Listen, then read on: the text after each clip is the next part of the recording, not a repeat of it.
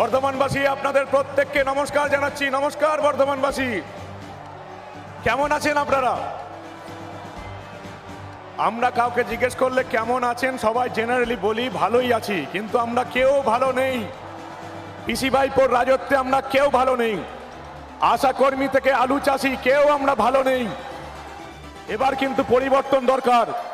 আর কোনো রাস্তা নেই, আমাদের বাঁচার কোনো রাস্তা নেই। পিসি ভাইপোর সরকারকে শেষ করতেই হবে, এছাড়া আমাদের কোনো রাস্তা নেই। চেতা ছাড়া আমাদের কোনো উপায় নেই। মোদিজি এসে গেছেন, তার কাছ থেকে আপনারা বক্তব্য শুনবেন। শুধু একটাই কথা বলতে চাই যে এবারে পদ্মফুল ফুটছে পশ্চিমবঙ্গে, গোটা রাজ্য জুড়ে পদ্মফুল ফুটছে এবং আপনারা তার শরিক হতে চলেছেন। 2011-তে এই রাজ্য একটা পরিবর্তনের দৃষ্টি দেখেছিল, পরিবর্তন দেখেছিল। 2026-এ সেই পরিবর্তন হতে চলেছে মোদিজির নেতৃত্বে এবং আমাদের বঙ্গ বিজেপির নেতৃত্বে। রাজ্যে পরিবর্তন হবে এবং এর জন্য আপনাদের বাকি যে 21টা দিন আছে, এই 21টা দিন একেবারে লড়ে নিতে হবে। কাউকে 1 ইঞ্চি জমি ছাড়ার নেই। বুথ জয় করতে হবে এবং পরিবর্তন আনতে হবে। মোদিজি আসছেন, আমি আর কিছু বলবো না। মোদিজি স্বাগতম, মোদিজি স্বাগতম।